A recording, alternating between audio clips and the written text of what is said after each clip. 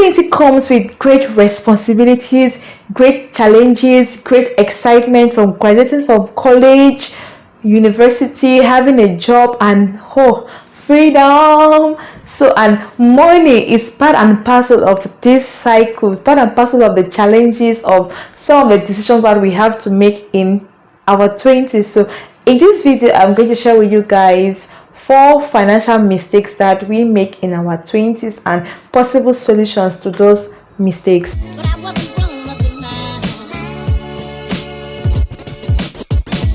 Hey guys, welcome back to my channel. If it's your first time, my name is Lizette. I share faith related based videos, I share food recipes, I share lifestyle vlogs where I show you guys beautiful places in France, and I show you guys a little bit of my lifestyle also, and then I do sit down videos like this one that you are watching, where I address certain issues that we face in the societies or certain issues that we face as individuals. So today's video, I'll be sharing with you guys 4 financial mistakes that we make in our 20s, like 4 financial mistakes that we make as youth. So if you fall under this category, if you were born in the 90s, then you want to watch this video, or if you have younger siblings, you want to share this video with them so that they avoid these mistakes that we make. Because in this video, I'm not only going to talk about the mistakes, but I'm going to talk about solutions that we can implement in our daily activities to avoid these financial mistakes. And of course, I'll be citing with you guys practical example. So if that is interesting for you, let's dive straight into the video. First point is lack of control over your expenses or lack of control over your finances. We find ourselves in situations where we tend to spend too much on unnecessary items.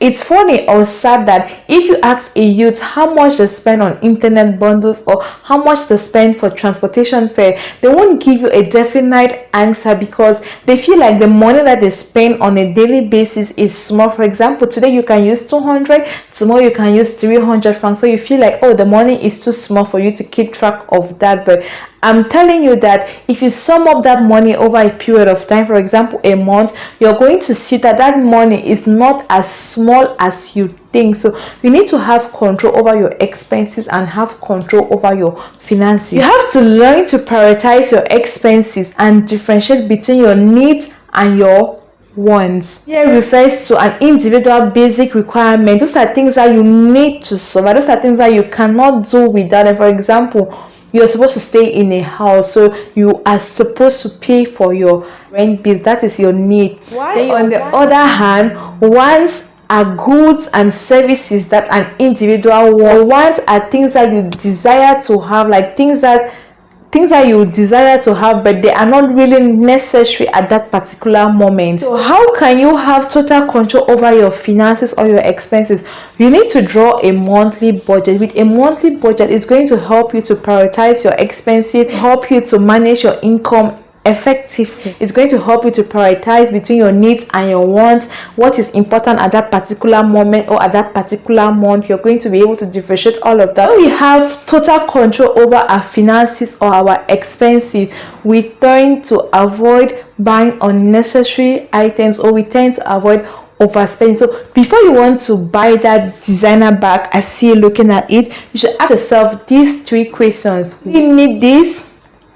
2, is it a need or a want? 1, can I really afford it? So after you have asked yourself these 3 questions, I want you to answer them. Then you can go ahead to buy what you want to buy based on your answer. Monthly budget, you can just be spending, and you think that your money is going to, your salary is going to cover all of that. At the end of it, you want to see you're indebted because you have spent more than you earn. One financial mistake that we make as youth is that we make financial decisions when we are pressurized. We take financial decisions based on the pressure that we face from the society, be it from our friends, our family members, our loved ones, or from the society as a whole. Peer pressure follows you out of the classroom, it follows you out of university. Like everywhere you find yourself in life, you always have pressure either from your friends, from your families, or from the society as a whole. So yeah, under pressure, we tend to take rash decisions because we are being pressurized. We don't tend to think or weigh the different options that we have. We tend to just, we just make a decision within a twinkle of an eye. We don't weigh the options that we have. We don't even think of the outcome. We don't take into consideration so many things when we are under pressure, and there is a tendency that most of the decisions that we make under pressure are wrong or bad decisions. For example, in 2018 there was this thing that was going on, 10k for 80k. I know that most of you watching me from Cameroon, you're a victim of this thing. Is all about like when you bring in a new member, they contribute money and they give you 80k. When you bring in another person, they contribute money and they give you 80k. During this period, a lot of people found themselves contemplating if they should join this scheme, if they should partake in this. Even people who don't have money, they saw themselves looking for money to borrow, because they had it in mind that if you borrow 10k and you come and enter into the group, you're going to come out with 80k, you're going to make 70k, and you balance the money that you borrow from the person. And a lot of people wrote me on WhatsApp, a lot of my contacts, I just told them, your girl is empty, she doesn't have money. So in this period, we find ourselves doing things or taking financial decisions that are not right. We don't only face pressure from our friends or from our families, we also face pressure from the society. Like there are people who want to be in the I belong group. There are people who want others to see them, that they have flashy cars, that they live a luxurious life. So you is there and you're watching people living all this luxurious life, and you want to be like them. You start seeing yourself being pressurized to borrow money because you want to live according to the standard of the society. So before taking any financial decision, you should do the following thing. Do a proper research. Do a proper research. Dig. Do a proper research, and also think about the outcome. How is it going to affect your finances? Is it positively or negatively in the long run or in the short run? And also think about the risks involved. Yes, in every decision there is a risk, in every project there is a risk. You should think about the risks involved. Is it worth doing it based on the risks, or is it worth taking? Is the risk worth taking?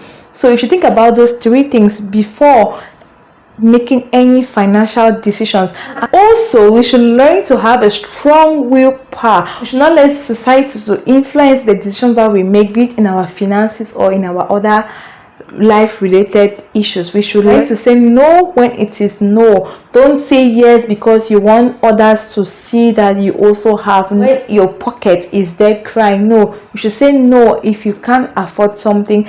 If your friends are planning for a luxurious trip and you can't afford it at that moment, it's better you tell them that, oh, I can't afford it right now, but maybe we can plan for another trip in 2 or 3 months, and you save money towards that trip, rather than you saying yes and you find yourself moving money from where you don't even have money, borrowing money, and you find yourself in a huge debt. The point I want to talk about is lack of financial literacy. So financial literacy is the ability for you to understand everything that is money related: savings, budgeting, investment, where to invest, all of that. That is what financial literacy is all about. So when you're financial literate, it helps you to know how to invest your money wisely and to save smartly. It also helps you to differentiate between a financial decision that is beneficial or dangerous to you. So the fourth financial mistake that we make in our 20s is that we don't save.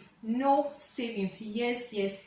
Some people think that, oh, let me not say some people, we think that we only have to save when we're earning 200k, 100k. No, I beg to differ with you. You have to save no matter how small your salary is. Even if you're earning 10,000 francs, you have to save. You have to save money. Do it the right way. Don't save money after your expenses. No, you should save money. Remove that portion that you want to save immediately your salary comes in. That is when you should remove the portion that you want to save, and don't save money for the wrong reason.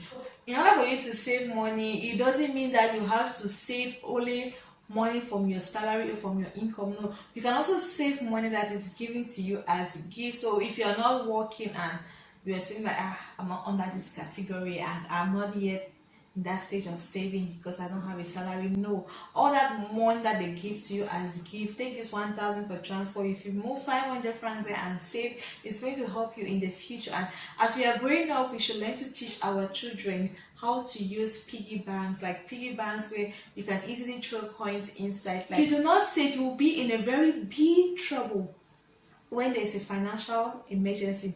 Take a look at our current situation right now. So many people have lost their jobs. Some people are depending now on their savings while they are doing job hunting. Imagine what the situation was going to look like if they did not save anything. Financial problem that we face as youth is the fact that we depend on only one source of income. Yes, it's good to have a collar job.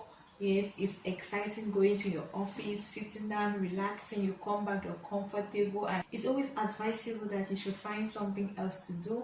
You can turn your passion into a side hustle. So I'm going to encourage you watching this video to make good use of your spare time. I'm going to encourage you to think creatively, to think innovatively, come up with good project ideas, and why not be an entrepreneur while you also have your white collar job.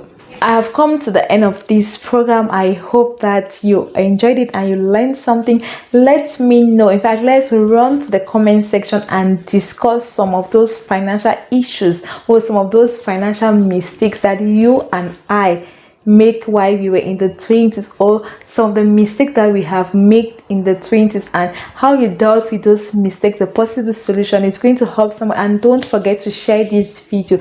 This is a video that you want to share because it's going to help somebody to avoid making the same mistakes that you and I make. And if you haven't subscribed up to this moment, tell me why. Wait to be your problem. Please subscribe and click on the notification bell. I'll see you guys in my next video. Thank you so much for watching.